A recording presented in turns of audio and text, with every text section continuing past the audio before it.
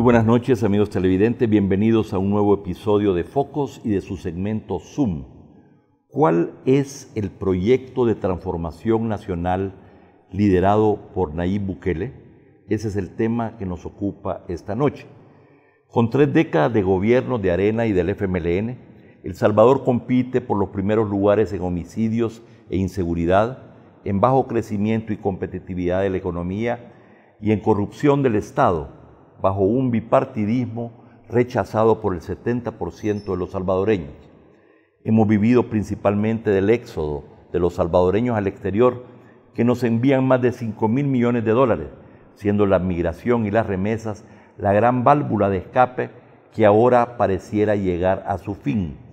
Este fracaso en el desempeño económico y social y en la conducción política de la nación llevaron al hartazgo de los principales partidos políticos y a la elección de Nayib Bukele como presidente, con la esperanza y expectativa de liderar un nuevo proyecto de transformación nacional.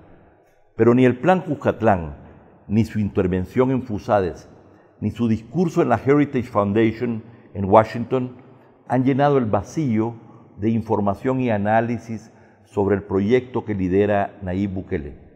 Para conocer mejor ese proyecto, conversamos esta noche con Paul Steiner, consultor internacional en temas de estrategia y desarrollo económico y social, fundador del movimiento Democracia Limpia, asesor de la fórmula presidencial Bukele-Ulloa. Bienvenido, Paul, a Focos. A la orden, un gran placer estar aquí contigo, Alberto. Es la primera vez que estás en Focos y ojalá que no sea la última. Bueno, el público decidirá. Bueno, vamos a tener esta conversación básicamente en 3 grandes partes. Primero vamos a comenzar con un diagnóstico del desempeño económico, social y político institucional de los gobiernos, dijéramos, en esta posguerra. ¿Cuál ha sido tu visión de lo que ha sucedido? Luego vamos a hablar de las principales tareas del próximo gobierno y finalmente del proyecto de transformación de ustedes de mediano y largo plazo. Comencemos con lo primero. Todo parte de un diagnóstico, de una visión bastante crítica, que dicho sea de paso muchos coincidimos en el sentido de que había el esquema económico, social y político institucional de la posguerra parecían cada vez más agotados y que no respondía a las necesidades de la gente. Me gustaría tal vez usar las palabras de Félix Ulloa sobre el artículo 1 de la Constitución. Se firmó en el 83 y sigue siendo deuda de implementar. Y creo que básicamente ese ha sido donde está el problema. El Estado ha estado ausente de los lugares donde ha tenido que estar y eso ha causado una pérdida de oportunidades o una falta de oportunidades, pésima educación, pésima salud. Cada vez estamos con menos recursos, estamos con una situación donde ya tenemos un estallido social en los barrios y las colonias, estamos ya con situaciones donde la población, en algunos casos, prefiere que le cuide la Mara que le cuide la policía. Hay una desconfianza de las instituciones, tenemos serios problemas de gobernanza, serios problemas de corrupción. La población está extremadamente desconectada de sus gobernantes. ¿Y qué sucede? Llega un momento donde la población comienza a decir, pero es que si yo no quiero que estos regresen o que aquellos se queden, yo necesito algo distinto. Yo necesito algo que realmente va a romper esos paradigmas de los últimos 30 años y va a comenzar a crear algo nuevo. Yo creo que la gente ya llegó a esa conclusión. Vimos una decisión contundente el 3 de febrero y creo que principalmente el ciudadano está mucho más despierto hoy de lo que estaba hace tal vez unos 5 años, hace unos 10 años. La esperanza sigue súper fuerte. Creo que la esperanza con la que vimos la primer transición de Arena al FMLN en el 2009, mucha gente compró el mensaje de viene el cambio, la esperanza que se formó y rápidamente se esfumó esa esperanza, porque el cambio nunca llegó. ¿Y qué sucedió?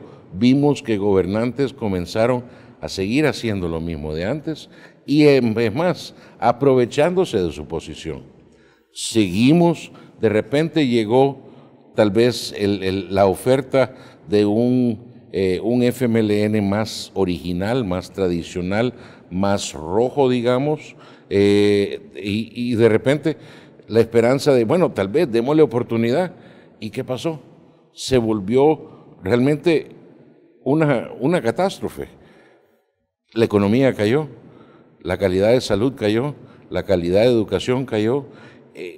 O sea, cuando tú ves las encuestas de qué es lo bueno del gobierno que está recién saliendo, el vaso de leche, los uniformes, los zapatos, pero y las 5 obligaciones del Estado en el artículo 1 de la Constitución, la educación, la salud, la libertad, bienestar económico, la justicia social. Más del 90% de la canasta básica es importada. No hay ni cerca de sostenibilidad alimenticia en el país. Tenemos una cantidad tremenda de gente en un sector informal totalmente excluido. ¿Cómo puede ser que de 4.9 millones de salvadoreños de 16 a 65 años, que es la edad de trabajo, solo 800,000 están en el sector formal? Es que es un país de un 10% y un 90%, y el 90% está mal y el 10% están comenzando a mejorar o estando en una situación no tan mala. Esa no es la manera de manejar un país. Y la gente dijo eso el 3 de febrero. Dijo, ya estuvo, yo quiero cambio, yo quiero realmente que esto vaya a transformar el país y quiero romper la hegemonía de los partidos grandes. Y eso es lo que sucedió. Estás comenzando ya a tocar temas estructurales, o sea, los problemas por los cuales buena parte de la canasta alimenticia es importada, pero otros bienes que consumimos son importados. Eso lo que te refleja es que hemos ido estructurando una economía que produce y exporta poco e importa casi todo, que genera un déficit comercial muy grande, pero ese déficit comercial no fuera tan grande si no fuera que tenemos los medios para financiarlo, es decir, la exportación de gente que produce remesa y que ahora manda más de 5,000 millones de dólares. Ese es el modelo de negocio del país. O sea, si no tuviéramos ese modelo de negocio, entonces no tendríamos un país. Si tú le quitas el efecto de las remesas cada año al PIB del 92 para acá, solo para comenzar del 92, no hay un solo año de crecimiento positivo de la economía tradicional. Es correcto, además que sería una economía muchísimo más pequeña, ¿verdad? Pero podría ser la mitad. Y haciéndose más pequeña porque estaría reduciendo cada año. Ese es un estancamiento económico gigantesco. Ahora, cuando las élites controlan esos puestos de consumo, esos negocios de consumo, entonces el ciclo vicioso continúa. ¿Por qué? Porque los parientes reciben las remesas las usan para consumir, hay muy poco ahorro de esas remesas, hay muy poca inversión de esas remesas, entonces eso se consume en los locales propiedad de las élites continúan controlando los partidos políticos, que continúan controlando las instituciones, que continúan controlando la manera en que el bien común se le entrega a la población, y en diciembre del año pasado, Foro Económico Mundial nos clasifica como el país 135 de 136 con mayor desvío de fondos públicos en las instituciones. Las élites políticas son muy poco autocríticas de esta situación y de sus responsabilidades. Yo diría que la élite económica tampoco asume su responsabilidad, o más bien la economía estaba bastante bien hasta Flores y las cosas se comenzaron a deteriorar desde que llegó Saca. Ese es más o menos el diagnóstico. Pero ¿cuál economía? Porque son dos. Está la economía de arriba, que ya está globalizada, su riesgo está distribuido en diferentes países, y está la economía de abajo, la economía de la señora que tiene un préstamo con el agiotista y que paga 14, 15 y hasta 20% mensual de interés. Y es un círculo vicioso porque nunca paga capital y permanece siendo esclava del agiotista. Y cuando nos enteramos que mucho del dinero de esos agiotistas proviene de las élites también, entonces nos ponemos en una situación que realmente, ¿quién está ayudándole a quién? Esto nos lleva precisamente a un tema de gran actualidad y que Nayib Bukele tocó precisamente en el foro de la Heritage Foundation. Es decir, es la primera vez que yo, por lo menos, oí a un gobernante, a un líder político, asumir responsabilidad de que este es un modelo fracasado, de que el problema de la migración hacia Estados Unidos no está allá, sino que está aquí, por los problemas de seguridad y por la falta de oportunidades. Mira el TPS, el terremoto en el 2001, o los terremotos en el 2001. Por eso fue que se firmó el TPS. Pero estamos en 2019 y todavía rogándole a Estados Unidos que lo extienda más, porque todavía no hemos preparado la situación en El Salvador para que esa gente pueda regresar. Eso no es problema de los que se fueron, ni tampoco de los que se quedaron. Es problema de los gobiernos que han estado ahí y han ignorado su responsabilidad para cubrir ese tema. Lo mismo sucede en relación a la migración. Yo recuerdo cuando creo que era USAID que hizo las Naciones Unidas hicieron un estimado de que se iban 147, en el 2014, se iban 147 cada día para el norte. El 2015 revisaron esa estimación a 200. En el 2017 eso ya estaba en 270. Ahora todos sabemos que hay una caravana diaria casi de 300 personas que se van. Y eso es las que conocemos. Encima de eso tenemos la última moda, que es las caravanas, que ya vamos de 1,000, de 1,200, de 1,300, 1,500 personas, y caminando, y todos juntos. Un esquema de funcionamiento, un modelo o una forma de gestionar pareciera diseñado perfectamente para expulsar a su población. Y los mejores, porque se van los más jóvenes. Ponte a pensar, hay 800,000 jóvenes menores de 29 años y mayores de 16 que no trabajan y no estudian. Ellos conforman el 60% de los muertos cada día. Ellos conforman el 75% de los que se van para el norte cada día. Y obviamente son también los más propensos a integrarse a una pandilla. Si nosotros no hacemos que quedarse en el país sea más atractivo que irse, entonces lo que estamos haciendo es perpetuando un sistema de exportación de personas. Pero esto supone entonces transformar absolutamente este esquema, esta manera de funcionar, esta manera de proceder en el ámbito económico, en el ámbito social y en el ámbito político institucional. Hablemos entonces de las principales tareas del gobierno, de los principales desafíos. Bueno, yo creo que el desafío más importante de todos es la revitalización de la economía. Yo me sentí tan orgulloso cuando oí a mi presidente electo enfrente del tanque de conservadores más fuerte del mundo realmente. O sea, ahí está la gente más conservadora y él llegó y dijo, yo no vengo a pedir nada, yo vengo a hacer negocios. Por primera vez yo sentí que El Salvador se estaba poniendo a la par de Estados Unidos, diciendo, somos socios, trabajemos juntos, no me den limosna, ayúdenme a hacer negocios. Y eso, solo ese cambio de cassette, si lográsemos que todos los cónsules que él va a poner piensen de esa manera, que todos los embajadores que él va a poner piensen de esa manera, que todos los empresarios aquí pensemos de esa manera, que todas las organizaciones sociales, en vez de pensar qué le voy a regalar, qué le voy a dar, comenzamos a pensar cómo le voy a ayudar a superarse. Ese es el reto más grande, cambiar el cassette de El Salvador de ser un país de supervivencia a un país de superación. Si logramos hacer eso, esa es la primera piedra sólida en la fundación de la transformación del país. Eso dicho, vamos a hablar entonces de cuáles son los principales ejes de este cambio en el próximo gobierno y también de los desafíos de la transformación más a mediano y largo plazo cuando regresemos de este corte comercial. No nos cambien.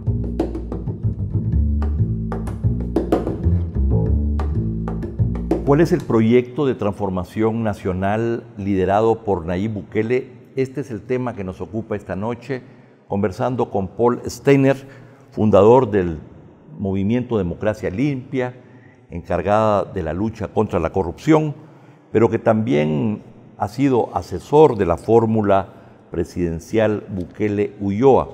Me parece que es una persona con el perfil precisamente para hablar de estos temas, de cuál es el proyecto de transformación nacional que el país necesita y que la lidera Nayib.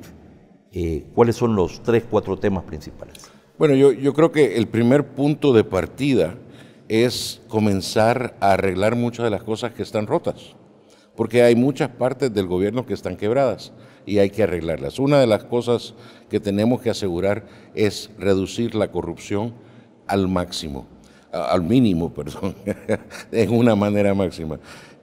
Solo el Banco Mundial estima que de todas las UASIs del país se van alrededor de $400 millones al año. Está bien, ¿cómo? Si se hace a través de una reingeniería de los sistemas de gestión de las instituciones. Recordémonos que las instituciones son verticales. Los ministerios se encargan de entregar los servicios a la población. Ahí es donde comienza el desvío de fondos. Ahí tenemos que asegurar que los sistemas de gestión están diseñados para prevenir la corrupción y maximizar la integridad. Los proyectos insignia, por ejemplo, son transversales. Al hacerlos transversales, es posible entonces cambiar el modelo de gobernanza de tal manera que logramos evitar la burocracia. Al hacerlo de esa manera, tenemos las obras públicas y los servicios del Estado ya comenzando a volverse más eficientes, más eficaces, y una de las cosas principales de eso es que comienzan a entregarle ese bien común que está definido dentro del Plan Cucatlán a la población. En el caso de la revitalización económica, por ejemplo, los servicios a la población más vulnerable, por ejemplo, el proyecto que se está haciendo de reemplazo del agiotista. En el caso de las inversiones extranjeras, ya sabemos que varias de las visitas que ha hecho el presidente electo ya traen compromisos de inversión extranjera. Ya tenemos varios proyectos que él mencionó como obras que van a ser insignia, que van a estimular empleo, van a estimular zonas de desarrollo. Todo eso viene a través de los proyectos transversales.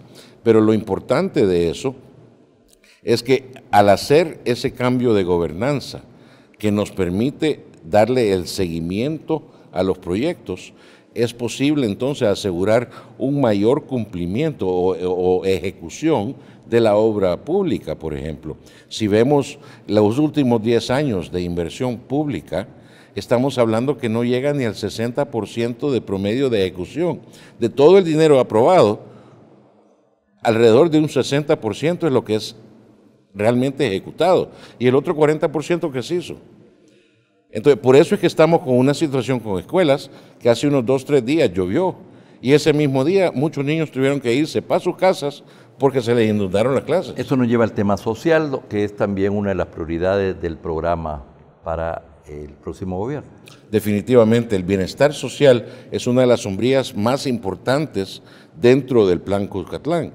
Obviamente ahí no se trata solo de salud, se trata de salud, educación, seguridad, etcétera, pero todos trabajando en conjunto.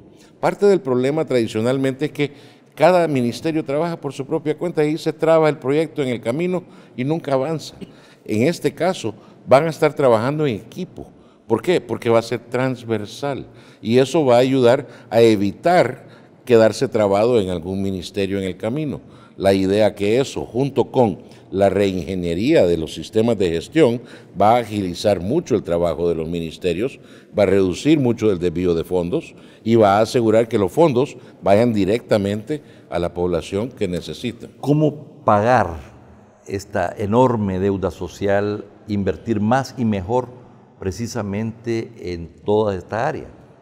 Bueno, también parte de la misión que el presidente electo ha tenido en sus viajes al exterior y en sus reuniones aquí con organismos internacionales ha sido sobre el tema de financiamiento, el tema de no solamente cómo podemos financiar proyectos nuevos, sino que también cómo podemos refinanciar deuda actual, porque obviamente eso es importante. Si estamos pagando niveles de interés muy altos, entonces con un refinanciamiento podemos bajar esa tasa de interés y de repente es mucho más fácil darle servicio a esa deuda. Pero también tenemos que comenzar a entender que nuestra estrategia tradicional, por los años de Saca, cuando el FMLN no le aprobaban los préstamos, era irse al tema de bonos.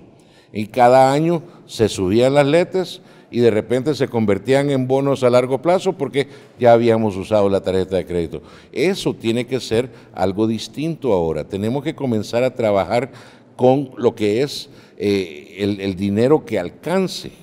No podemos seguir gastando lo que no tenemos y eso significa buscar dónde es que están las fugas de dinero. Y las fugas de dinero están claramente identificadas en un gran montón de actividades dentro de los ministerios. Además de la corrupción, hay un tema de evasión, de elusión fiscal que debe ser afrontado. Despilfarro. Hemos oído tantos ejemplos de proyectos que se compraron y ahí están tirados porque nunca se usaron. O lo hicieron porque alcanzaba el presupuesto, alcanzaba extra dinero en el presupuesto al final del año y si no se lo gastaban no se lo daban de regreso. O sea, tenemos que cambiar la manera que pensamos en cómo manejar el pisto ajeno, porque lo primero que tenemos que reconocer, y es uno de los puntos que Nayib Bukele dijo en uno de sus primeros mítines, el dinero del Estado no es del Estado, es de la gente. Es de los que sudan todos los días para hacer sus negocios, para trabajar y lo pagan al Estado y a veces se quedan hasta cortos con su comida para pagarle al Estado sus impuestos. No hay duda que estamos hablando de cambios importantes que no solamente incluye el área económica, incentivar la inversión privada, promover a socios público-privados, hacer un combate a la corrupción, lucha contra la evasión, la elusión fiscal y otros temas fundamentales. Pero también estamos hablando de una reorientación muy importante de la política exterior, que el presidente electo ha dado ya los primeros signos. ¿Cuál es la lógica de esta nueva estrategia en la política exterior? No, yo creo que antes de hablar de política exterior, termino diciendo que el cambio fundamental de la política del interior, digamos, es esa palabra tú. Los que vimos la presentación del Plan Cuscatlán en televisión, esa palabra tú entró al centro y todo el Estado alrededor.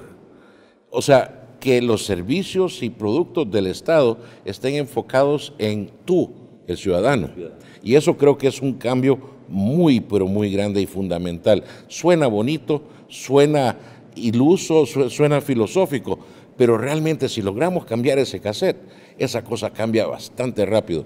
En el tema del lado internacional, es realmente usar nuestra presencia internacional para tener las mejores relaciones posibles para hacer negocios con el mundo internacional. Necesitamos asegurar que esas relaciones produzcan algo. Una de las cosas que queda sumamente claro, la prioridad de Nayib Bukele en el mundo internacional son los 3 millones de salvadoreños que viven en Estados Unidos. Eso queda sumamente claro y yo apoyo eso. Yo pienso que 1/3 de tu población viviendo en países fuera de El Salvador tiene que ser tu prioridad para tu política internacional. Cuidarlos, protegerlos, asegurar que estén en situación buena y, si es posible, estimularlos a que regresen a usar ese conocimiento, esa experiencia, ese dinero que han acumulado para inversión en el país. Una gran cantidad quieren venir a retirarse acá. Tenemos que establecer las condiciones acá para que sean recibidos, que no sean estafados al nomás llegar, que se les proteja su inversión, que puedan estimular negocios. ¿Cuántos salvadoreños han llegado a Estados Unidos y otros países, porque hay otros países donde están, donde de repente ellos se han vuelto empresarios extremadamente exitosos? Imagínate esa tecnología, ese conocimiento lo pudiéramos transferir para acá. Bueno, los salvadoreños que están en Estados Unidos, que son menos que los que estamos aquí, producen mucho más, tienen un nivel de educación más alto, ¿verdad? Y no hay duda que puede ser una fuente muy importante de transformación, de inversiones y de transformación, pero nunca ha habido una estrategia dirigida a ellos, es parte de... Nunca ha habido una visión conjunta. Una visión, es así. Vamos a ver, en segundo lugar, hay un planteamiento respecto a los regímenes dictatoriales, autoritarios, violadores de los derechos humanos. Es muy raro ver en este mundo alguien que decide, dijéramos, tirar un mensaje muy claro al respecto. En este mundo donde todo vale, ¿verdad?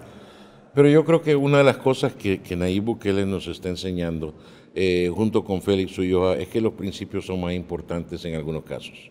Y en este caso, por ejemplo, el principio de democracia es algo que debería de regirnos como el norte para saber con quién vamos a ser amigos y con quiénes no. Y a quién vamos a apoyar y a quién vamos a querer, con quién vamos a querer hacer negocios. Los países que están abusando de su ciudadanía, que están abusando de los derechos humanos, que están actuando en una manera no democrática, ¿realmente es esa la gente con la que queremos estar conviviendo o queremos concentrarnos con sociedades que tal vez nos pueden ayudar a reintegrar la nuestra? Sociedades que nos pueden ayudar a ser más democráticos. Nuestra democracia en sí está todavía en transición.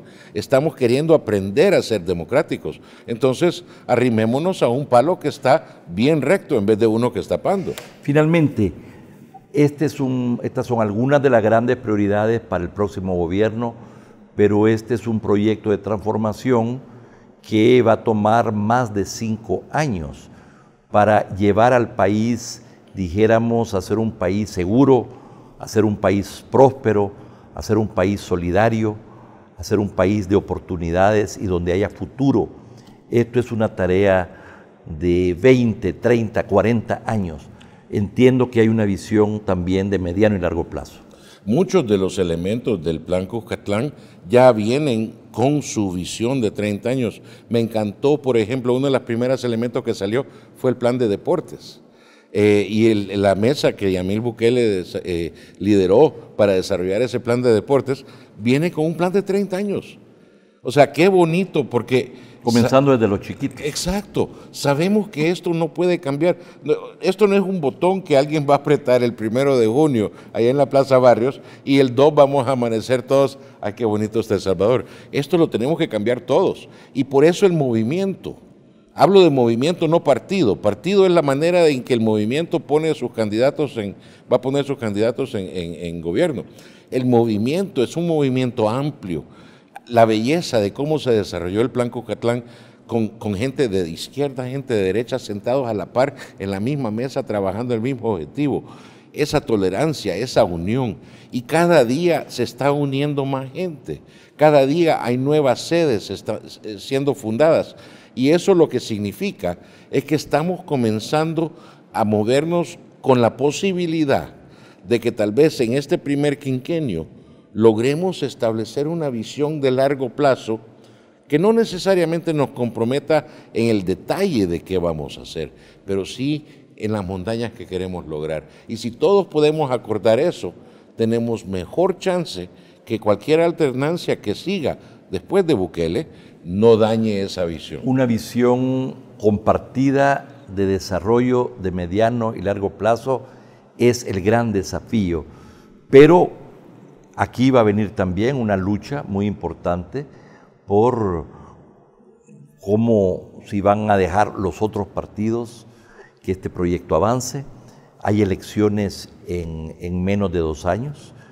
El presidente va a necesitar resultados en plazos relativamente cortos para poder también capitalizar eso en las elecciones. Y la expectativa es muy alta. Y la expectativa es muy alta y eso dependerá también de si va a poder escoger un gabinete de gente formada y con experiencia para poder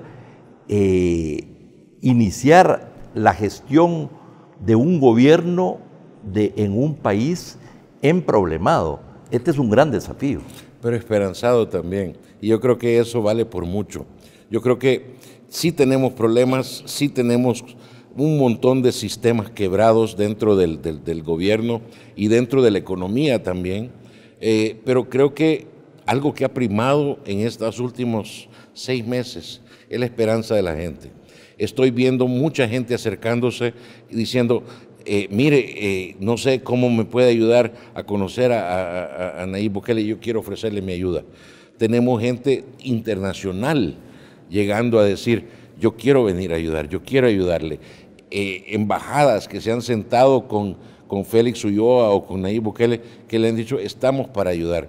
Yo recuerdo, estuve involucrado en una reunión con las Naciones Unidas y el entusiasmo que se sentía de los diferentes departamentos de las Naciones Unidas, de repente un gobierno de cambio, un gobierno que quiere venir a transformar, todos nos dijeron, su plan de gobierno, ese plan Cuscatlán, es el único de todos los planes que identificaba los objetivos de desarrollo sostenible como sus primeros objetivos y que los implementaba de la manera que las Naciones Unidas recomendaba. O sea, la campaña fue muy sucia, fue muy cansante, muy desgastante, pero yo creo que si comenzamos a escudriñar ese plan y comenzamos a pensar en las cosas sencillas que podemos ir haciendo para ir recuperando el país, yo creo que vamos a poder rápidamente enseñar esas frutas bajas que demuestran los logros iniciales.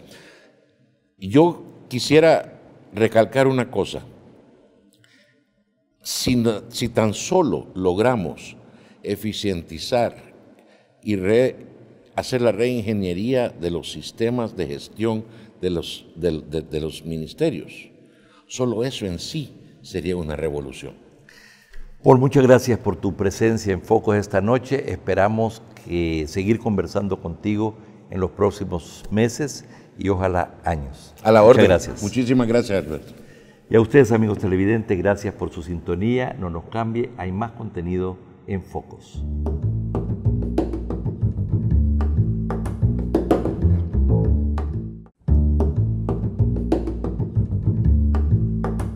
El Salvador es uno de los países de menor crecimiento económico en Latinoamérica, con un 2% de promedio anual, acompañado de un elevado déficit fiscal y una alta deuda pública. ¿Qué país recibirá el próximo gobierno? ¿Cuáles son los retos en materia económica? Hoy en Focos presentamos los desafíos económicos del Ejecutivo de Nayib Bukele. Primero, recordemos que el nuevo gobierno asumirá el próximo 1 de junio con un presupuesto diseñado por el gobierno saliente. De ahí que al menos por 6 meses la realidad financiera del gobierno de Bukele afrontará este marco presupuestario. De acuerdo con el informe Perfiles Macrofiscales de Centroamérica número 11 del Instituto Centroamericano de Estudios Fiscales, ICEFI, al cierre de 2018, los ingresos totales de la Administración Central alcanzaron los $5.055 millones en 2018, registrando un incremento del 4.6% con respecto a 2017. De estos, cerca del 95% son ingresos por impuestos recaudados.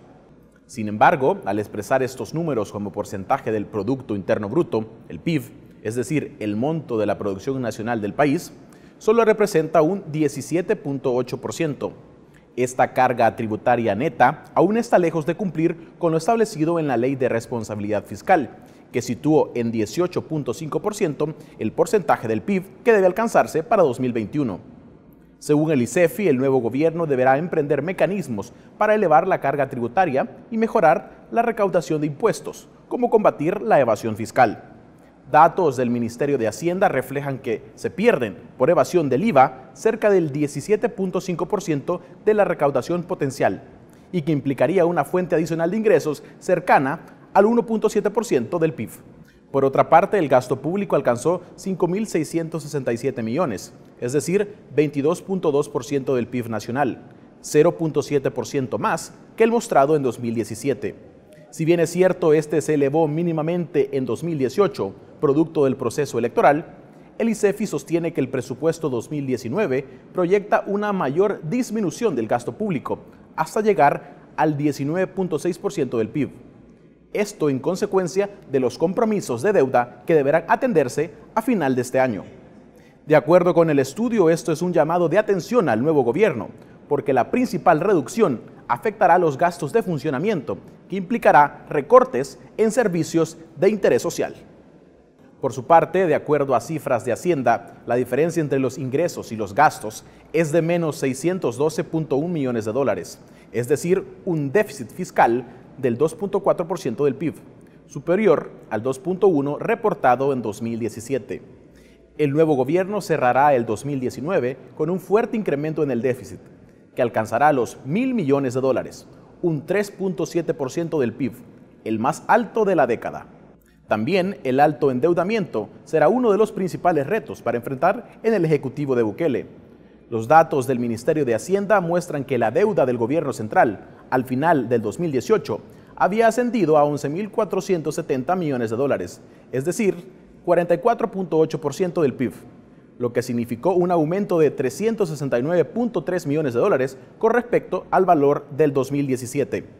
No obstante, al sumar la deuda de pensiones y los montos de las letras del Tesoro, las LETES, utilizadas frecuentemente como una carga adicional a la deuda, el endeudamiento del gobierno central tendrá comprometido el 72% de su producción nacional, porcentaje por encima del establecido en la Ley de Responsabilidad Fiscal y que, según el ICEFI, compromete las finanzas del Estado. Finalmente, el estudio exhorta al nuevo gobierno a emprender medidas concretas contra la corrupción para evitar la fuga de recursos en una economía limitada como la nuestra. Si bien el índice de percepción de la corrupción emitido por Transparencia Internacional muestra una ligera mejora de los datos para El Salvador en 2018, que obtuvo 35 puntos por encima de los 33 reportados en el año anterior, el país aún mantiene una posición pobre, el puesto 105 de 180 naciones.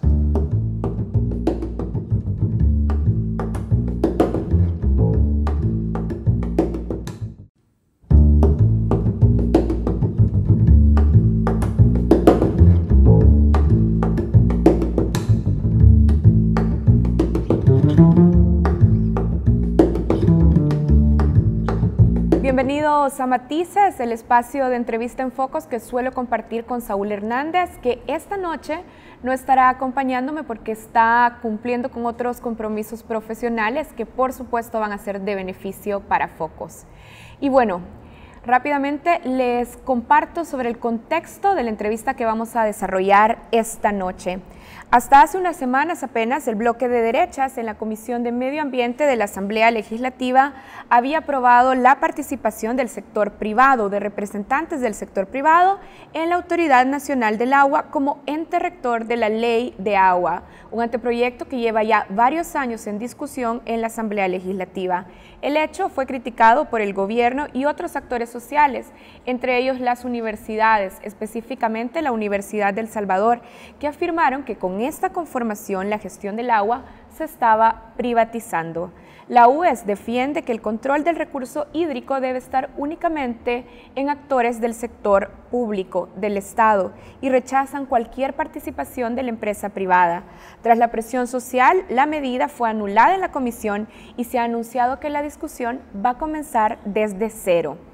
La Universidad del Salvador, fundada en 1841, como sabemos, es la única universidad pública de nuestro país.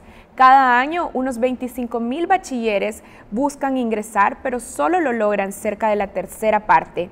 La U es históricamente vinculada a los movimientos de izquierda y muy cercana al FMLN. Sin embargo, durante la campaña electoral pasada, varios estudiantes acuarparon también al aspirante de Ghana, ahora presidente electo, Nayib Bukele. Esta noche vamos a conversar sobre estos temas, vamos a conversar sobre la posición de la UES con respecto a la integración del ente rector, pero también vamos a conversar sobre los retos institucionales de la universidad. Y para eso damos la bienvenida a Roger Arias, rector de la institución. Bienvenido. Muchas gracias, Karen. Saludo muy especial también a las amigas y amigos televidentes. Un gusto estar en este programa. Bien, rector, como lo estaba diciendo, vamos a empezar a conversar sobre la posición de la universidad en el tema agua. la UES se ha unido también al coro de otras organizaciones y otras universidades como la UCA también, movimientos sociales y ecologistas, que reclaman la discusión específicamente sobre cómo se conforma el ente rector. Ya lo decíamos en introducción, hace más de 3 semanas ya los diputados acordaron comenzar de cero la discusión de la Ley General de Aguas. Así que por lo menos hasta hoy ha perdido ya apoyo el artículo que incluía al sector privado en el ente rector. En esta nueva ventana de oportunidad, ¿qué estrategia utiliza la UES para que su demanda de un ente rector 100% público no pierda vigencia? Bueno, históricamente la Universidad de Salvador ha estado acompañando las reivindicaciones sociales del pueblo salvadoreño. Ha sido una función y un fin también de la Universidad de Salvador el realizar este tipo de acciones que vayan en la búsqueda de la construcción de una mejor sociedad, en la búsqueda de la construcción de una sociedad más justa y más equitativa. Y esta vez no podíamos quedarnos nosotros ausentes de esta lucha que es una lucha por la vida, de esta lucha que representa también la lucha por un derecho humano fundamental de todas las y los salvadoreños. Es así como iniciamos nosotros realizando propuestas técnicas, académicas, científicas a la Asamblea Legislativa. En un principio nosotros hicimos llegar una pieza de correspondencia a la Comisión de Legislación y Puntos Constitucionales en el sentido de proponer una reforma al artículo 2 de la Constitución que buscaba poner como los candados, digamos, para que se evitase cualquier intento de privatización del agua, independientemente de la ley que quisiese aprobar. Esta propuesta de reforma constitucional va en 4 sentidos. Primero, en que se reconozca constitucionalmente que el agua debe ser un bien público, es decir, un bien que no debe estar sujeto al libre juego de la oferta y de la demanda, es decir, un bien que no debe, el precio de este bien no tiene que estar sujeto al juego de la oferta y la demanda. El segundo elemento de esta propuesta de reforma constitucional establece que el derecho al agua debe ser un derecho fundamental de la persona humana, es decir, garantizar que todo salvadoreño y toda salvadoreña pueda tener acceso a este vital líquido. Ahora, rector, lo voy a interrumpir aquí. Como decíamos, ya los diputados de la Comisión de Medio Ambiente se han echado para atrás en el artículo específico que... Pero yo quisiera concluirte con esta propuesta de reforma, porque eso es lo que da pie a lo que nosotros estamos planteando. El tercer elemento de esta propuesta de reforma tiene que ver con la reforma constitucional, tiene que ver con la gestión del recurso hídrico. Para nosotros la gestión del recurso hídrico tiene que estar en manos del Estado y de nadie más. Y además la distribución, la administración y distribución de recursos también tiene que estar en manos del Estado, incluyendo a las municipalidades que tengan que ver con la administración del recurso hídrico en algunas localidades, e incluyendo también a las juntas de agua sin carácter de lucro, es decir, sin objetivos de lucro. Ahora, ¿por qué estamos planteando esta reforma constitucional nosotros? Bueno, porque eso sería la garantía de que el agua va a seguir siendo o tendría que ser un bien fundamental de la persona humana y por tanto no podría privatizarse ni su gestión, ni su distribución, ni su administración. Entonces, en esa lógica también, posteriormente presentamos otra propuesta, que fue la propuesta de la conformación del ente rector. Una conformación que, para ser congruente con la propuesta de reforma constitucional, establecía o establece que dicho ente tiene que ser eminentemente público. Hablamos de la participación del Ministerio de Medio Ambiente y Recursos Naturales, de la participación del Ministerio de Agricultura y Ganadería, del Ministerio de Salud, el Ministerio de Economía y la Universidad de Salvador. ¿Y cuál es la estrategia política de la UES para lograr justamente la reforma constitucional y que esa reforma constitucional garantice, por tanto, que en una ley general de aguas, entonces tampoco van a participar los privados, como lo estaba explicando. ¿Cuál es la estrategia para que sus demandas no pierdan vigencia? Nosotros estamos haciendo los cabildeos políticos necesarios y seguiremos haciendo los cabildeos que haya necesidad de hacer.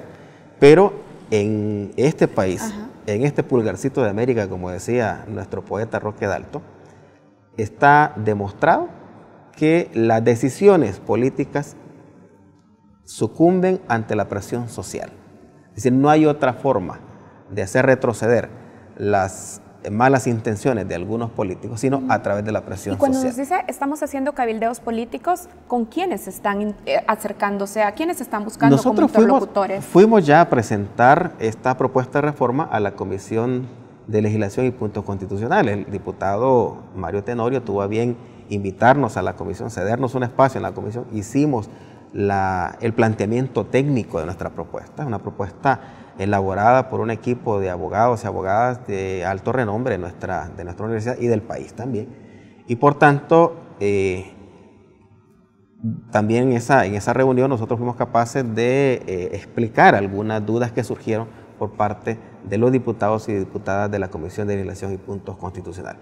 Entonces, esa es una de las vías, el cabildeo político para lograr que esta reforma se dé. Pero si no logramos hacer entender a través del cabildeo político, tenemos las acciones de calle. Es decir, las acciones de calle en un país democrático no pueden estar prohibidas. En el mundo entero vemos nosotros a diario manifestaciones, vemos expresiones de protesta, expresiones de descontento de la población. Entonces, esto no es cierto. No es cierto que solo en los países subdesarrollados la gente sale a las calles, de ninguna manera. Entonces no saldría en Europa. Claro, no saldría es legítima. Es legítimo, correcto. La acción de protesta. Rector, usted estaba diciendo que desde la Universidad del Salvador han articulado propuestas técnicas, académicas y científicas.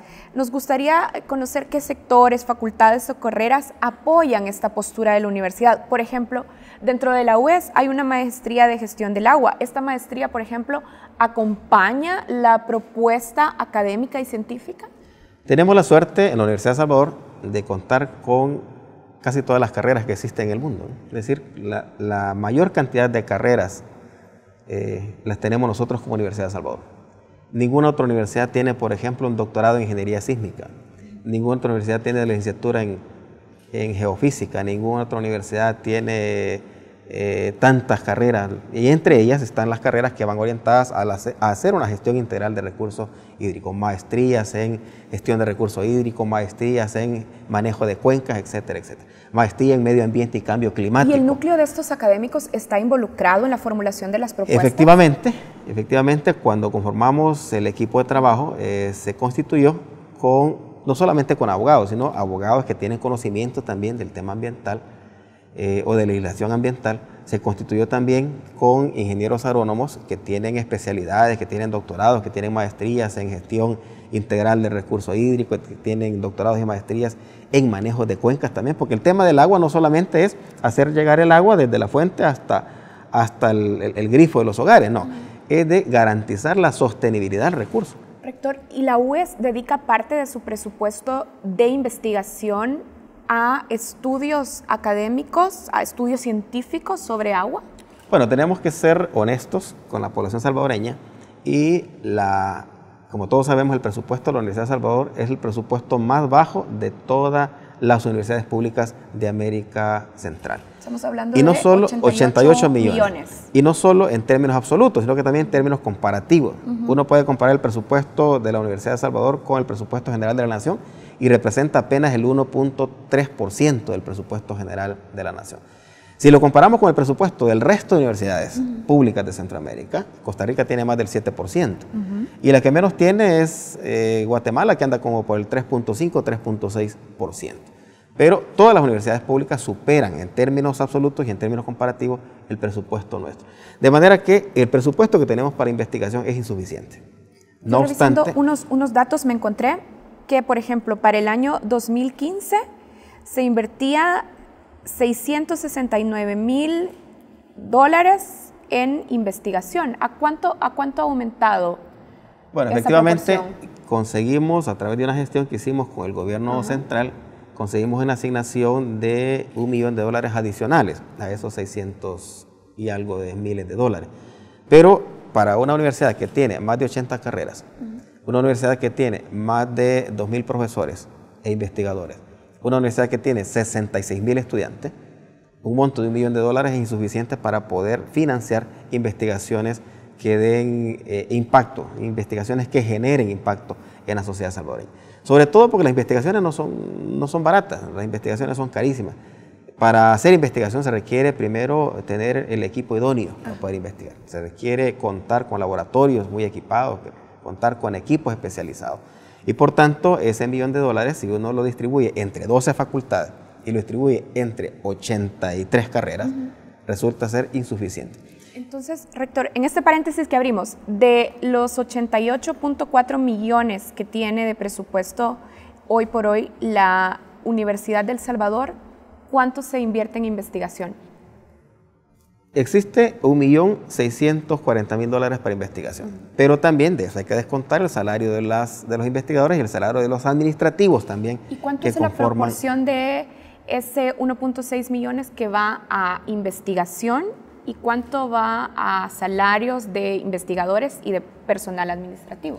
Mira, hemos hecho una distribución de ese fondo de investigación, de ese $1 millón de investigaciones, entre las facultades y entre el Centro de Investigaciones Científicas de la Universidad de El Salvador. Cada facultad recibe un fondo de $50.000. O sea, $50.000 para hacer investigaciones en una facultad es totalmente insignificante. Una sola investigación puede costarte más de $1 millón. De hecho, las investigaciones que estamos haciendo hoy en día están siendo financiadas, la mayoría de ellas, con recursos externos. Están siendo financiadas con la cooperación internacional. La cooperación coreana, por ejemplo, ha aportado alrededor de $1 millón para hacer investigaciones en la Facultad de Ciencias Agronómicas y en la Facultad de Ingeniería y Arquitectura. De manera que el monto que ha asignado el gobierno resulta ser completamente insuficiente. Si tú ves la cifra, el presupuesto de la Universidad de Costa Rica solo para investigación tiene 60 millones. Nosotros tenemos $1 millón. Entonces, resulta ser, bueno, es un comienzo, pero es insuficiente para poder financiar la mayor cantidad de investigación. Estas propuestas que hemos hecho no han requerido de apoyo adicional, apoyo financiero adicional para las y los investigadores. Han sido más bien la decisión de los decanos y decanas de las facultades de jurisprudencia, de las facultades de economía y la facultad de agronomía para aportar con sus equipos de trabajo, con sus académicos, con sus investigadores, a realizar estas propuestas. Por un lado decía la reforma constitucional, pero por otro lado está una propuesta que es un documento que hemos empezado a revisar desde el artículo 10 hasta el artículo 65 de la Ley General del Agua, en donde se han hecho algunas aportaciones a esa Ley General del Agua, hasta culminar con la conformación del ente rector. Entonces, solo para cerrar este ciclo del presupuesto que estábamos conversando, usted decía, bueno, hay que ser honestos, tenemos un presupuesto limitado a nivel institucional, aún más limitado a nivel de investigación, y eso obstaculiza que desarrollemos una línea de investigación científica en el tema agua. Es un poco lo que nos explicaba. Vamos a hacer una primera pausa y continuamos al regresar conversando con el rector de la Universidad del Salvador, Roger Arias. Ya regresamos.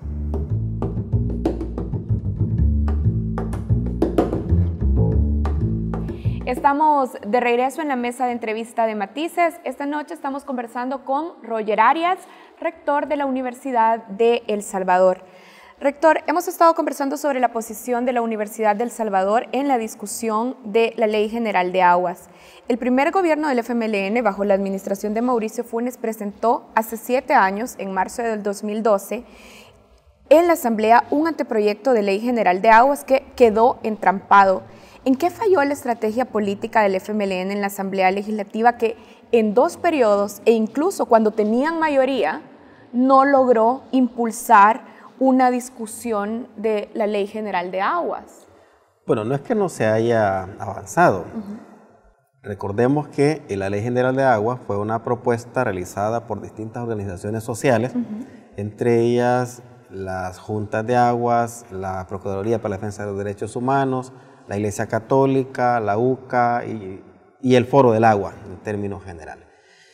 Y se logró avanzar, sobre todo en la gestión del diputado Sabla, cuando era presidente de la Comisión de Medio Ambiente y Cambio Climático, avanzaron alrededor de 90 artículos.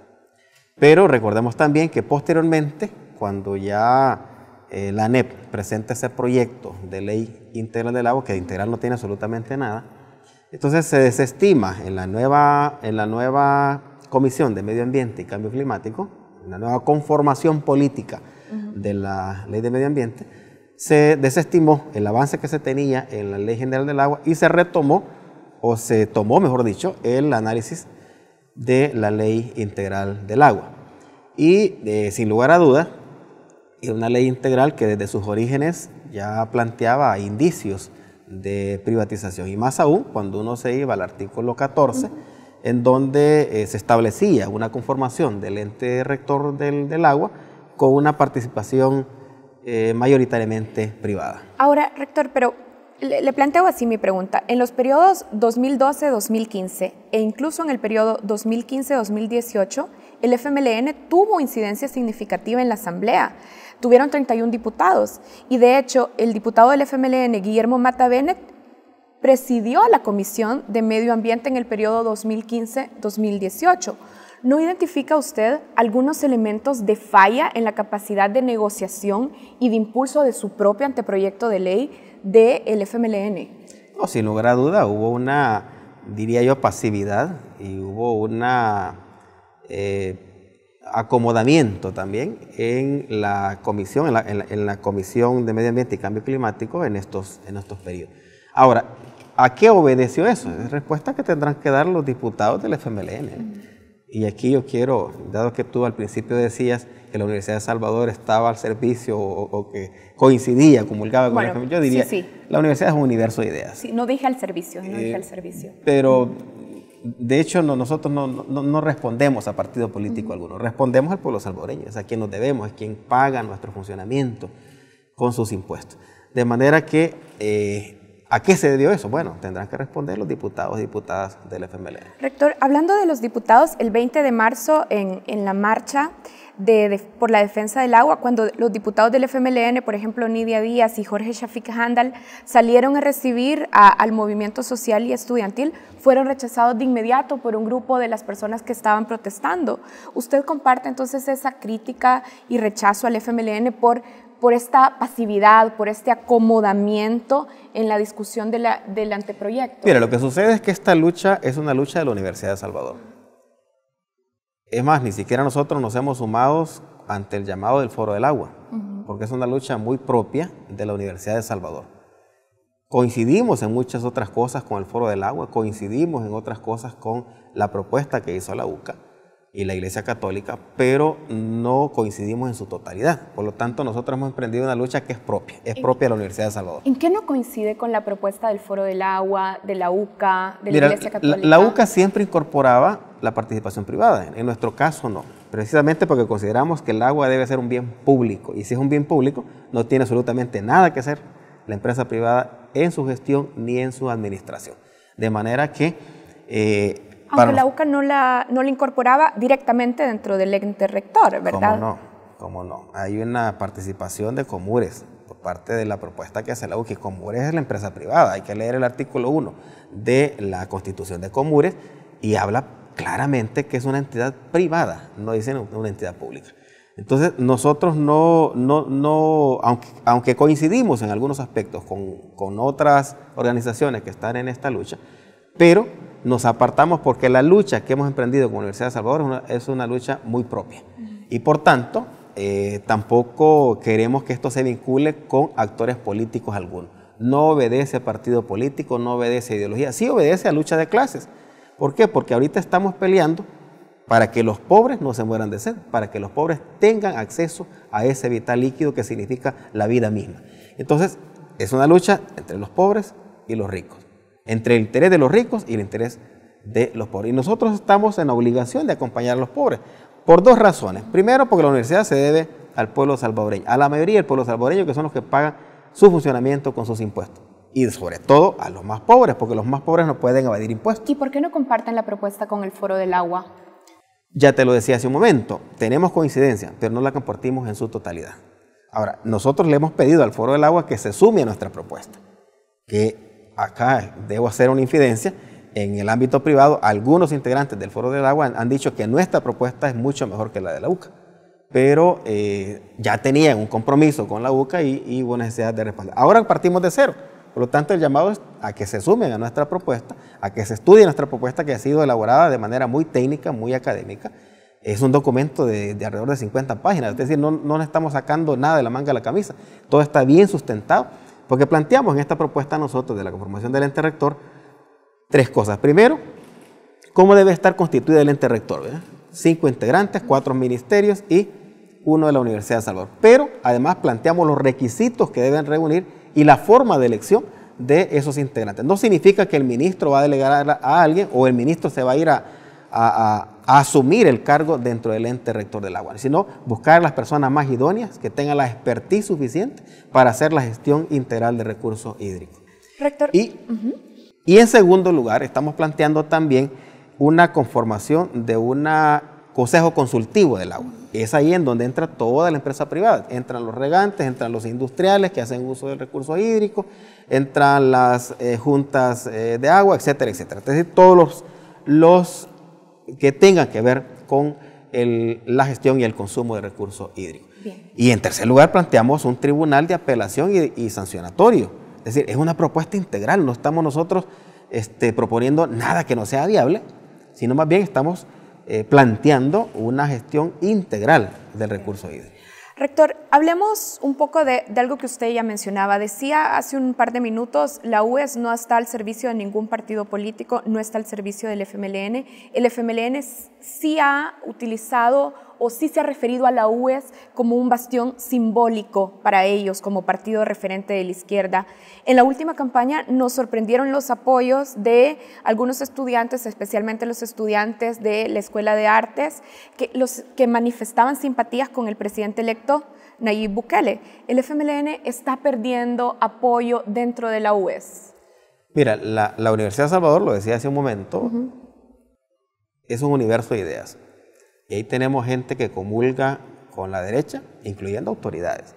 Comulga con la derecha, otros que comulgan con partidos de centro-izquierda, otros que comulgan con partidos de centro-derecha y otros que comulgan también con la izquierda.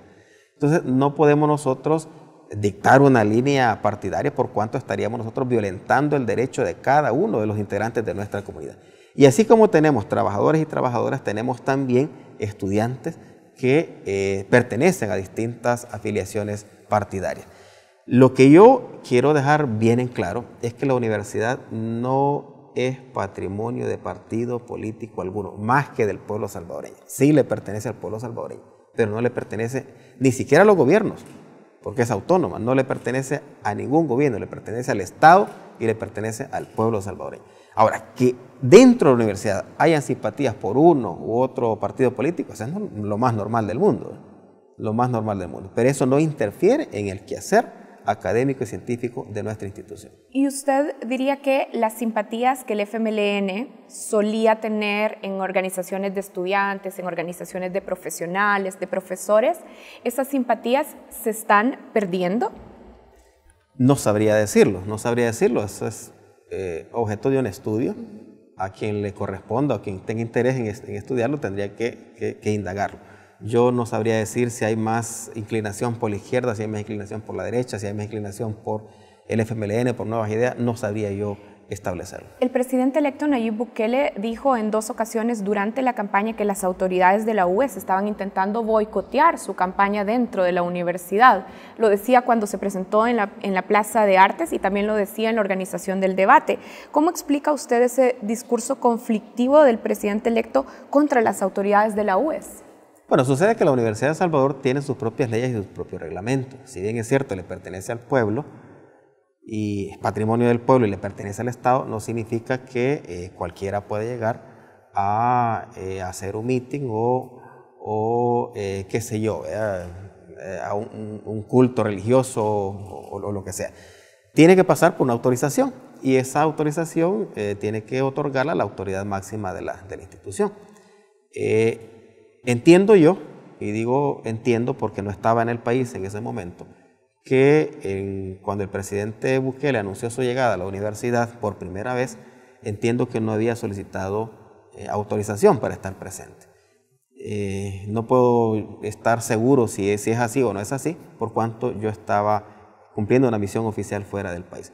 En la siguiente ocasión que el presidente electo visitó nuestra universidad, sí recibí yo una solicitud suya para realizar un acto al interior de nuestro campo. Y yo, con el mayor de los gustos, tuve a bien autorizar la participación del entonces candidato Bukele al interior del campus universitario. ¿Por qué razón? Bueno, porque creo yo que la universidad debe ser un escenario democrático también, debe propiciar una cultura democrática a nivel nacional. Y es por esa razón que convocamos a un debate. Por primera vez en la historia, la Universidad de Salvador convocó a un debate presidencial. ¿Por qué? Porque está en obligación de orientar a la población salvadoreña en el sistema de elección y está en obligación también de crear esos espacios, de abrir esos espacios que permitan informar al votante sobre las propuestas electorales de los candidatos a la máxima magistratura. Ahora, él no participó porque dijo que había una especie de boicot en su contra. Bueno, él tendrá algunos argumentos, además eso ya es una página que ya pasó. Lo que sí quiero dejar claro es que nunca hubo intención, al menos de carácter institucional, al menos de carácter de este servidor, de boicotear al presidente electo y de cargar los dados a uno u otro lado. No existió ninguna de esas intenciones. Desconocemos las razones por las cuales él no asistió. Ahora es el presidente de la República, el presidente, dentro de un par de días lo tendremos ya como presidente constitucional y esperamos entonces tener una buena relación con el presidente, por cuanto la Universidad de El Salvador es una institución de mucha trayectoria y que le pertenece, como decía recién, al Estado salvadoreño. Bien, casi se nos acaba el tiempo. Este es un año de elecciones también en la Universidad de El Salvador. En mayo se van a realizar las elecciones de la Asamblea General Universitaria y unos meses más adelante las elecciones para el cargo de rector. ¿Usted tiene intención de presentar su candidatura para reelegirse como rector? Mire, yo creo que las aspiraciones de los salvadoreños y salvadoreñas, de cualquier ser humano, son aspiraciones legítimas. Pero no tendría yo la solvencia moral de aspirar a un cargo de reelección si no hubiese realizado el trabajo que la universidad demandó durante muchos años. Hemos estado trabajando arduamente no solo para involucrarnos en temas de la vida nacional, como el tema del agua, el tema de las pensiones que vamos dentro de poco a plantear también, sino que al interior de la universidad hemos estado trabajando en el apoyo a la formación docente. Hemos estado trabajando a la actualización, no a la formación, sino a la actualización y a la mejora continua del docente. Hemos estado impulsando también proyectos de reforma curricular. Hemos estado impulsando proyectos de evaluación junto con el vicerrector académico.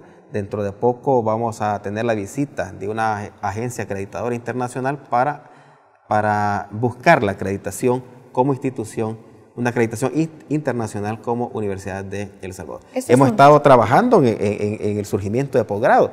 Era inaudito que la Universidad de El Salvador, después de 178 años, no tuviese un solo doctorado instalado. Hoy tenemos 6 doctorados en marcha.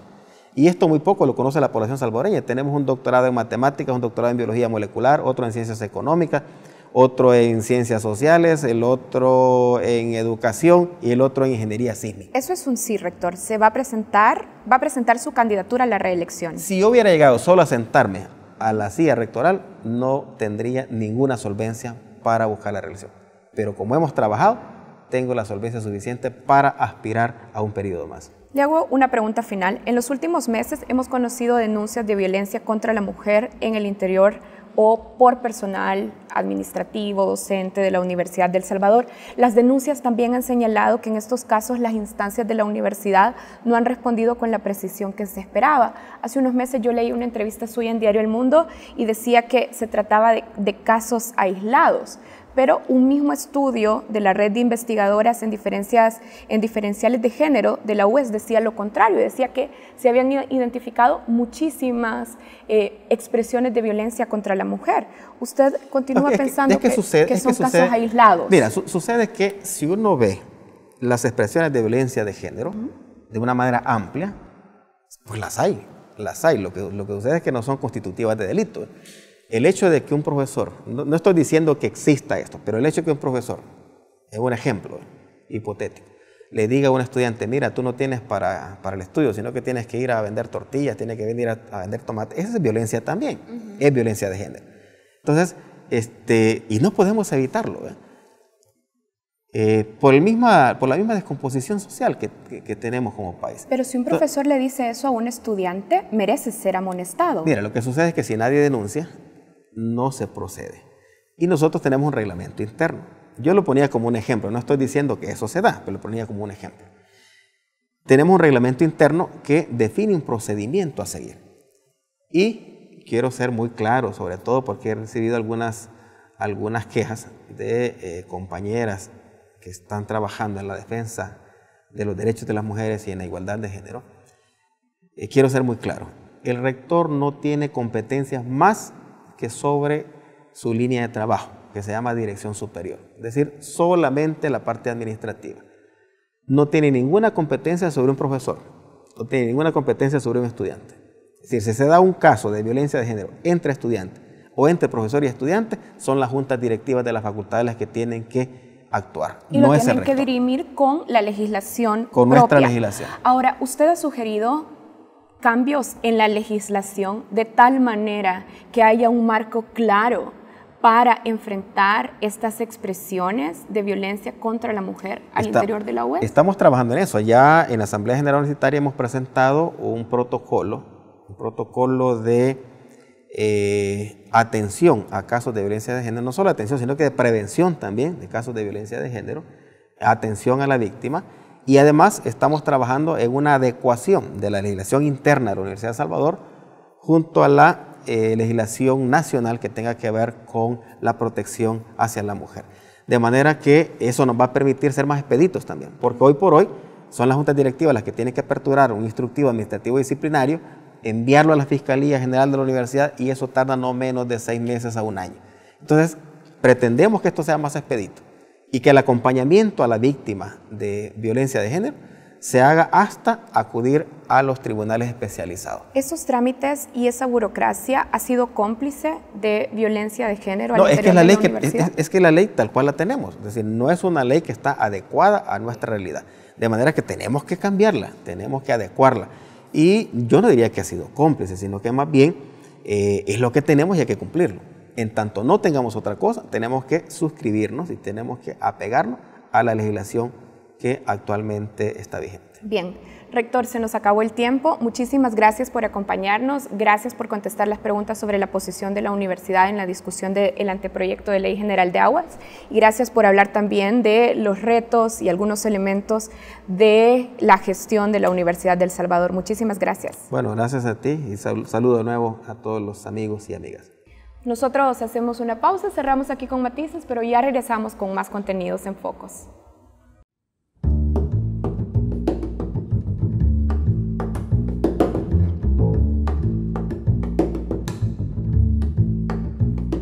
Bienvenidos a Reflejos, el segmento internacional de Focos TV. Continuamos analizando la crisis sociopolítica en Nicaragua. La mesa de diálogo y negociación establecida desde marzo entre la oposición agrupada en la Alianza Cívica y los representantes del gobierno de Daniel Ortega concluyó luego que los temas de justicia, democracia y reformas electorales no se alcanzara consenso. El diálogo había logrado programar la liberación de cientos de presos políticos. Sin embargo, un adelanto de las elecciones y la participación en ellas de organismos internacionales estancó la negociación. Para profundizar sobre el tema, enlazamos hasta Managua, Nicaragua, con Mario Arana, representante de la Alianza Cívica en el Diálogo Nacional, ex ministro de Hacienda y ex presidente del Banco Central de Reserva de Nicaragua. Bienvenido a Focos, Mario. Muchas gracias, Andrés, muchas gracias. Bien, tú que has estado presente como negociador de la Alianza Cívica, ¿por qué se cerró la última ronda de diálogo con los representantes del gobierno de Daniel Ortega? Bueno, mira, en primer lugar yo creo que hay que decir de que esta negociación ha tenido logros, ¿verdad? Francamente, porque estamos en un lugar muy distinto de donde estábamos 2 meses atrás. Estos logros básicamente han sido el compromiso con la liberación de todos los presos políticos en un plazo de 90 días y la invitación a la Comisión Internacional de la Cruz Roja para que ellos se encargaran de este proceso, ¿verdad? Y fueran ejecutores, ¿verdad? De la excarcelación y luego liberación de todos los presos políticos. Por otro lado, se negoció un acuerdo en donde verdaderamente, o sea, se compromete el gobierno a restaurar todo lo que han sido las libertades o garantías ciudadanas que venían estaban suspendidas, ¿no? Pero dentro de eso pues había una serie de factores puntuales, por ejemplo, que tenían que ver con los medios de comunicación que están incluidos en el acuerdo, es decir, la restitución de bienes a varios medios que fueron intervenidos o la liberación de insumos, equipos, etcétera, que está retenido en aduana, ¿verdad? Ese tipo de elementos está incluido en el segundo acuerdo, gran acuerdo, digamos, que se dio sobre garantía ciudadana. En donde la negociación se pega realmente es en el tema de justicia y en el tema de democracia y reformas electorales. Realmente las posiciones han sido y eran bastante distantes. Entonces se estimó de que había que básicamente tomarse tiempo para que las partes fueran a consulta y viéramos si podía haber algún movimiento verdaderamente, pero nos preocupaba darle largas a esto, dar la impresión de que estábamos avanzando en la negociación y simplemente servir para excusa, ¿verdad? De lo que es una estrategia que podía ser de ganar tiempo, de evitar un poco que entraran sanciones, una combinación de todos esos elementos, de lo cual pues no nos interesaba ser parte. Pero, ¿cuál era la postura del gobierno en el rubro de justicia, democracia y reformas electorales? ¿Cuál era el límite de negociación en este punto para la representación de Ortega? Bueno, los dos temas que quedaron pendientes esencialmente, y uno de ellos lo discutimos y decidimos que no íbamos a llegar a acuerdo, es decir, bastante, pues después de dedicarle pues algún tiempo. El otro, el de democracia, realmente fue un poco más rápido inclusive. O sea, en el de justicia esencialmente la diferencia fundamental era de que ellos querían y proponían resolver una justicia en el marco del sistema desacreditado judicial, de fiscales, en fin, en la institucionalidad existente, ¿verdad? Nosotros teníamos un concepto de justicia transicional, básicamente que implica realmente una ley especial para crear una especie de institucionalidad paralela, si se quiere, o como se le pueda llamar, pero que permitiera que actores independientes, actores con credibilidad, inclusive nacionales e internacionales, es decir, jugaran el papel de tener implementado una comisión de la verdad, de tener una fiscalía especial para ver todos los casos que se dieron, comisión de la verdad para aprender pues, de las lecciones que había que aprender, la reparación y la no repetición, ¿no? Esa era la diferencia fundamental en el tema de justicia, es decir, ellos estaban por trabajar dentro del sistema, tenían una comisión de la verdad y simplemente nos abrían dos posiciones ahí para que nosotros nos sumáramos y nosotros decíamos, esto tiene que ser imparcial, esto tiene que ser totalmente aparte del sistema con el que contamos en la actualidad porque no tiene la credibilidad, ¿verdad? Y en el tema de democracia esencialmente, por un lado quedamos con la impresión de que estaban sacando a la alianza de la discusión, proponían que esto fuera una discusión con los partidos políticos y que fundamentalmente se le dejara a la OEA a través de una reforma electoral que estaba pactada ya desde un tiempo antes inclusive de la crisis, que fuera la que le diera la solución al tema de las reformas electorales y la democratización del país. Nosotros teníamos tres posturas que eran bastante relevantes, digamos, en la negociación. Número uno, que hubiese elecciones adelantadas. Número dos, reformas profundas, inclusive el cambio de los magistrados del Consejo Supremo Electoral, ¿verdad? Y número tres, la no reelección. Estos eran temas como neurálgicos de nuestra postura, ¿no? Esos temas ni siquiera pues quisieron que fueran discutidos. ¿Qué condiciones entonces pedirían ustedes para retornar a la negociación, tomando en cuenta que sobre Ortega existe una presión de la comunidad internacional? Nosotros hemos puesto sobre la mesa lo que creemos que serían gestos de buena voluntad que construirían confianza, que le darían fortaleza a la mesa y que creemos que son importantes para poder avanzar. Desde el punto de vista de la implementación, esencialmente estábamos hablando de la excarcelación, liberación hay alrededor de más de 230 presos que ya han sido conciliados en las listas con la Cruz Roja y que están con todas las condiciones como para que ya sean liberados de inmediato a través del proceso que se ha creado con la Cruz Roja, ¿verdad? Habían originalmente, estimábamos, entre 30 y 50 luego casos especiales que estábamos viendo que el sistema los tiene o el gobierno los tiene como presos comunes, pero que nosotros estamos argumentando que estos son presos políticos y queríamos resolver eso, ¿verdad?, como segundo punto. Luego teníamos el tema de garantes, que estábamos pidiendo que decidiéramos sobre el garante que tiene que ver con las garantías ciudadanas, ¿verdad? O sea, es decir, ese es un acuerdo que no cuenta con garantes. Entonces requeríamos que decidiéramos si iba a ser pues la CIDH, las Naciones Unidas o algún otro país, ¿verdad?, que pudiese servir como garante de ese acuerdo, donde están pues todo lo que son las libertades, todo lo que tenemos que ejecutar con respecto a los medios de comunicación, en fin.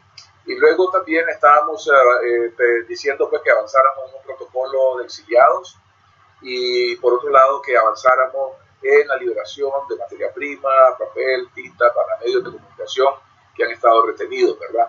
Esos 5 puntos los pusimos sobre la mesa esta semana para que se avanzara en ello y hasta donde entiendo, en este momento no ha habido movimiento, ¿verdad? Es decir, el gobierno ha aparecido en el INCAE de diferentes maneras, emitiendo comunicados diarios, de que ellos están en toda la voluntad de dialogar, que nosotros somos los que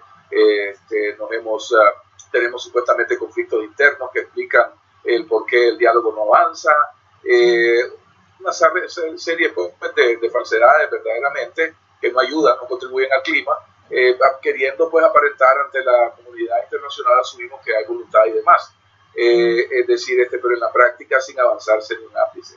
Parece que los tiempos nuevamente de Ortega y nuestros tiempos, es decir, son distintos. Finalmente, con tu experiencia como expresidente del Banco Central de Nicaragua, como exministro de Gobierno, brevemente, ¿cuál es el estado de la economía nicaragüense actualmente?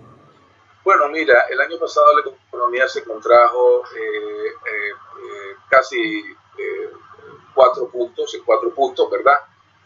Con la particularidad que eran ciertos sectores más afectados que otros, especialmente el comercio, y cierto comercio, obviamente los carros, línea blanca, ¿verdad? El turismo sumamente contraído, es decir, o sea, la gente que estaba viniendo de Centroamérica y de Europa y Estados Unidos y de Canadá dejó de venir, ¿verdad? El sector afectado de manera importante también el sector de la construcción, que dejó de recibir financiamiento de los bancos, porque esencialmente los bancos estaban perdiendo sus depósitos, los consumidores estaban llenos de incertidumbre, dejaron de consumir, eso generó desempleo y entonces entramos en un círculo, digamos, una espiral hacia abajo, digamos, de complicaciones. Y el sector financiero que estaba perdiendo depósitos, es decir, y entonces entró en una etapa de acumular mucha liquidez para mantener, pues, básicamente su fortaleza ante las demandas del público por los depósitos, que hizo de que el crédito también se contrayera más allá del sector de la construcción, digamos, ¿verdad? Afectando a todos los sectores básicamente de la economía, tal vez con excepción del sector vivienda. Así entramos al 2019, que es el año en el que estamos, y básicamente las proyecciones ahorita son de una contracción de -5 a -10%.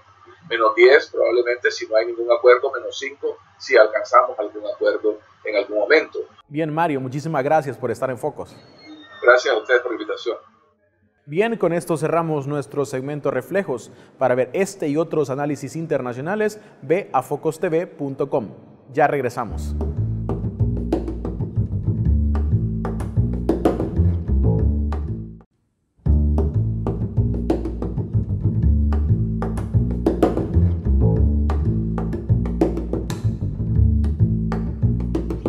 Desde la sociedad civil se hacen sostenidos esfuerzos por crear espacios seguros para nuestra niñez. En esta oportunidad, el Museo de la Palabra y la Imagen nos entrega un retrato sobre las iniciativas que en ese ámbito desarrollan las organizaciones integradas en plataforma TDH Alemania. Les invitamos a conocer estas buenas prácticas que benefician a diversas comunidades. Con esto cerramos este episodio de Focos. Buenas noches. Organizaciones culturales, educativas, grupos juveniles, cooperativas de mujeres, cada una en su campo de acción, intercambian experiencias y desarrollan diversos programas agrupados en lo que se conoce como la plataforma TDH.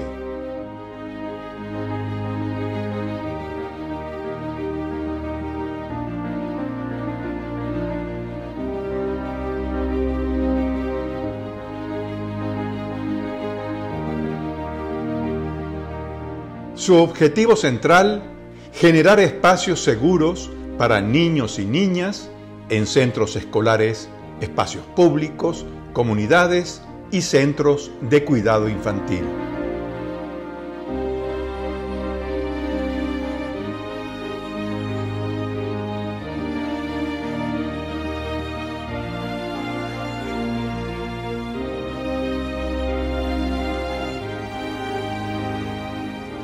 Algunas de estas iniciativas utilizan el arte y la cultura para desarrollar talleres creativos en las comunidades más vulnerables, desarrollando habilidades en las disciplinas de teatro, música, fotografía, serigrafía, dibujo y grabado.